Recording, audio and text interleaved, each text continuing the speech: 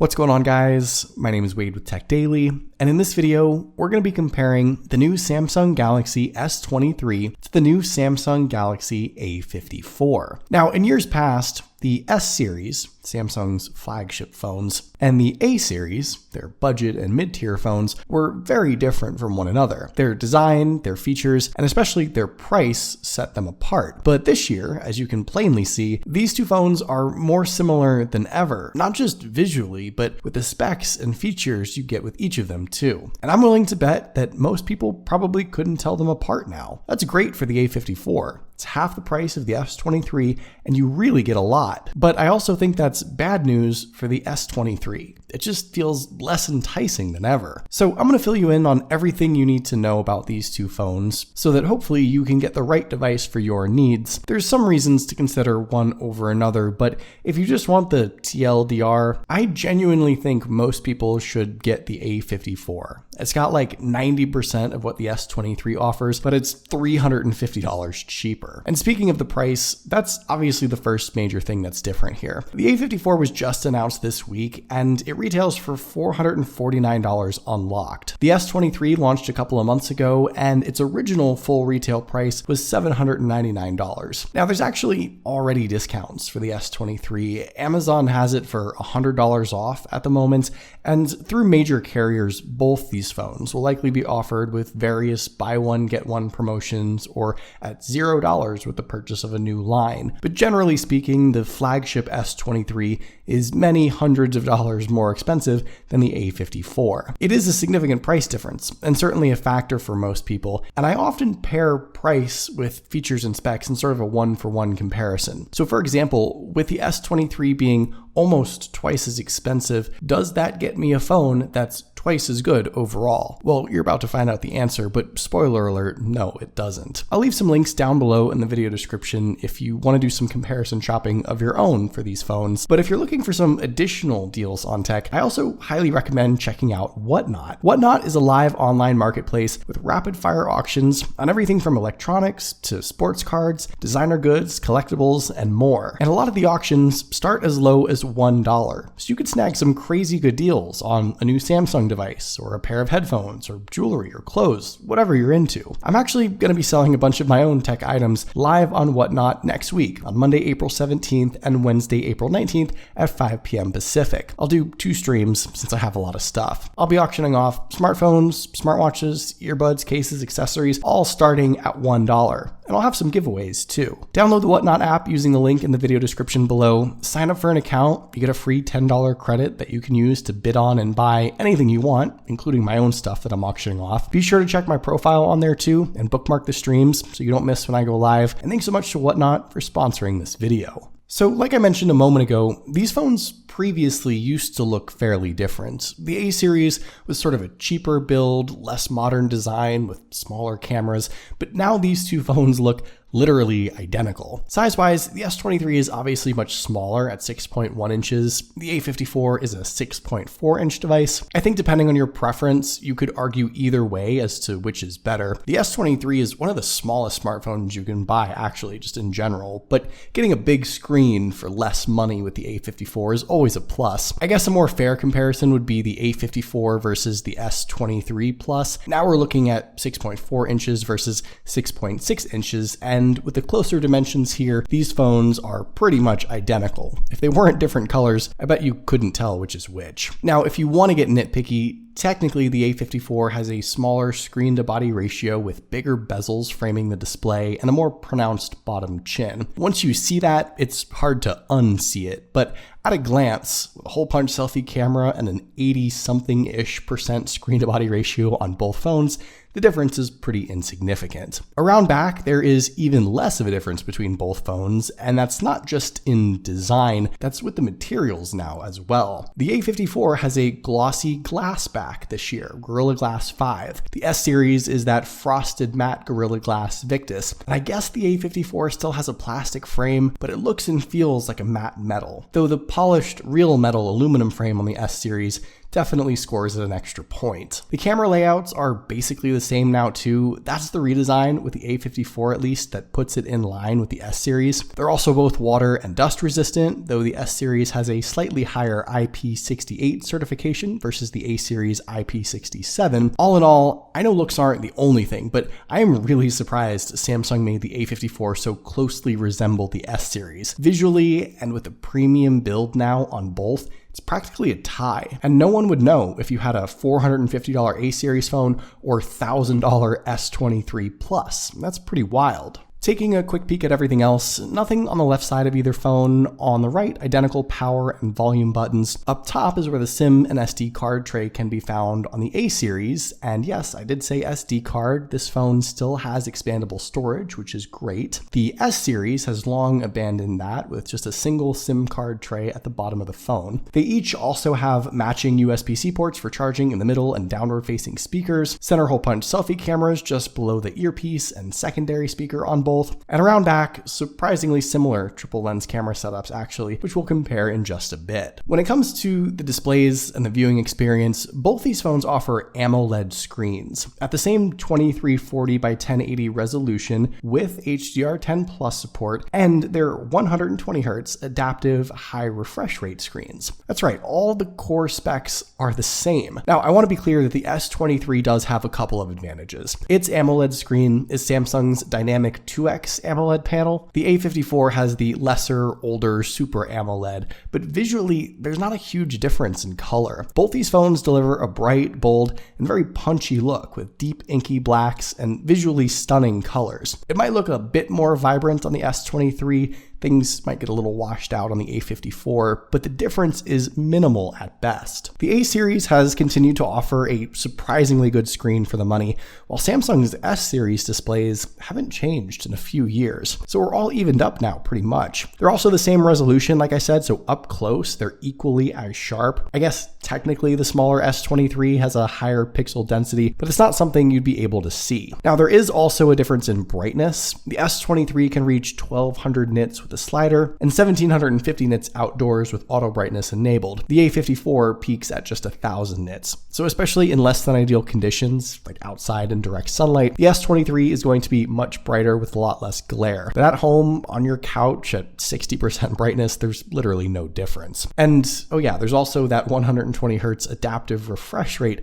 that makes both phones feel silky smooth and ultra responsive. That's sort of a standard feature on most Android phones above $300 or $400 nowadays, but it's still something that's equal on these. All in all, the displays tell two different tales. On the A series, we once again get a flagship caliper screen for a fraction of the price, and on the S series, we get a perfectly fine screen that spec-wise hasn't been updated in the last 2 or 3 years. So to me, that's another big win for the A54. With the out loud listening experience, both these phones have dual speaker setups, the one big one at the bottom and the secondary one in the earpiece up top. I'm personally not aware of any major differences. I don't think the speakers on these phones have changed for a long time, and to me they sound identical, but here's a sound sample from each so you can decide for yourself.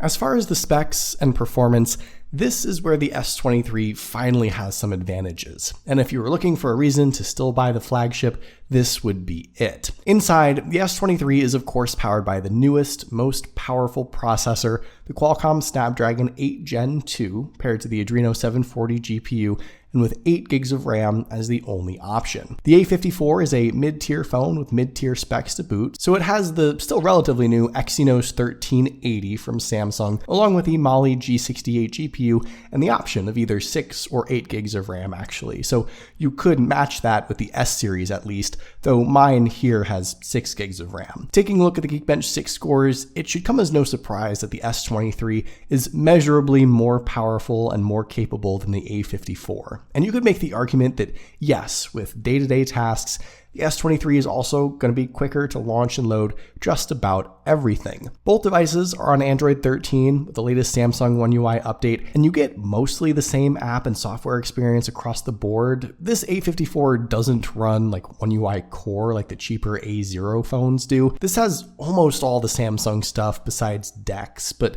like 99% of everything else is here. And I should also mention that both phones are going to get 4 years of major Android updates and 5 years of security updates. So years down the line, they will continue to be supported more or less equally, which in the case of the A54 means the fewer dollars you spent can now be stretched a lot further. Now, for as powerful as the S series is, I think it really depends on what you use your phone for as to whether you're going to reap the benefits of all its potential power. Honestly, if you just flip between YouTube, Instagram, a web browser, and WhatsApp, you're probably not going to notice or even need all that processing power. The A54 is perfectly fine. If you play a lot of games, if you use some more complex apps for work, like edit videos or pictures or anything like that, if you really use your phone for some intense stuff, then obviously the speed and performance difference on the S series would be worth it. But I have a feeling that a vast majority of the general population uses their phone for the simple stuff, and the A54 is going to be more than fine for that. The only other thing I'll say is that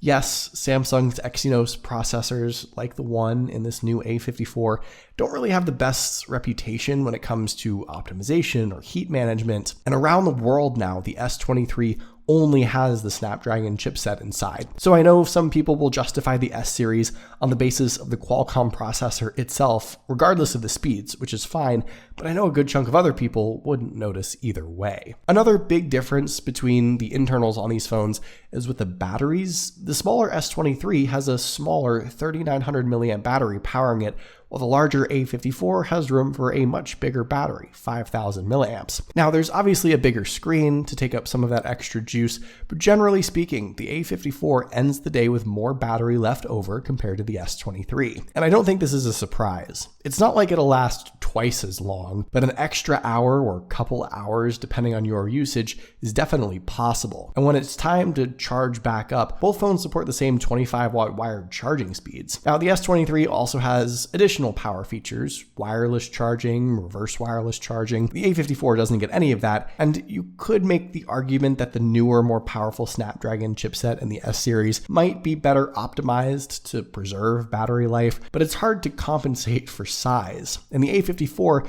even has a larger battery than the S23 Plus. So again, a surprising advantage for this phone all in all. Finally, when it comes to the cameras, I feel like most people will quickly default to the fact that the S series is the flagship phone with a flagship camera setup, so obviously it's better all around. And that's pretty much correct. But let me just say a couple of things and also show you some side-by-side pictures and video samples, because the amount of difference in the results might not be as drastic as you think. So spec-wise, weirdly enough, these phones have similar hardware. 50 megapixel f1.8 aperture main lenses on both phones, 12 megapixel ultra-wide lenses on both phones. The S23 gets a 10 megapixel telephoto lens, while the A54 has a 5 megapixel macro lens. I think the advantage there goes to the S23, but again, weirdly enough, the S series has a 12 megapixel selfie camera compared to the 32 megapixel shooter on the A54, though megapixels, strictly speaking, aren't necessarily a deciding factor. Inside the camera app, both phones offer a lot. For the A54, there's probably more capabilities and features than you'd even expect, but the S23 certainly has its advantages. With the zoom, of course, the S series is far more capable, has that telephoto lens. The S series also supports Expert RAW and Director's View. Its Pro controls are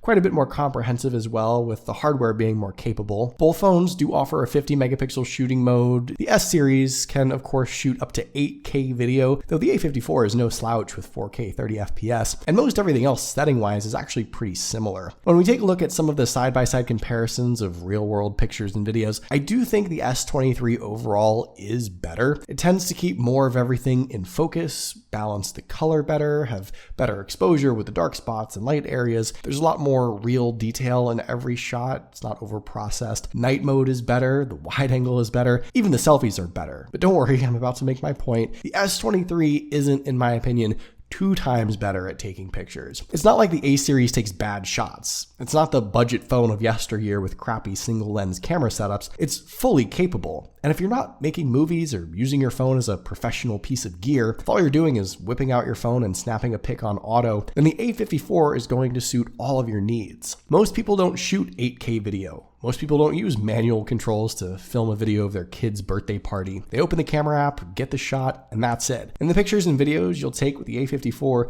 will be great. Sure, the S23 is a top 5 or top 3 picture and video taker in the world of smartphone cameras, but the people who utilize it to its fullest potential are like 1% of S23 owners. If that's you, you probably already have an S23 anyway, so this video doesn't even matter. But for everyone else, the A54 is more than good enough, and it's actually pretty great. Overall, to me, not only is the S23 this year not a significantly better phone than the A54, I would say that Samsung made the A54 almost too appealing. It's the exact same design and build as the flagship now. The display is basically the same. It's going to get years of software updates. The cameras are plenty good for most people's purposes. It has a bigger battery too. Sure, it's not technically the fastest or most powerful phone, but it's not half as good as the S23. Not at all. It's 90% as good for half the price. I honestly think this says more about Samsung's S series than anything else. They literally haven't changed this phone in like 3 years. Sub $500 devices now are just as good as the flagship phone, and I think most people no longer need to pay a near 4-figure price tag to get a really good device. But what do you guys think? Is there any reason to get the S23, or should everyone just get the A54 instead? Let me know in the comments down below. I'd love to hear your thoughts, of course. Hopefully you guys did enjoy this video though. Be sure to follow TechDaily on Twitter and subscribe to the TechDaily YouTube channel if you haven't already, and I'll see you guys later.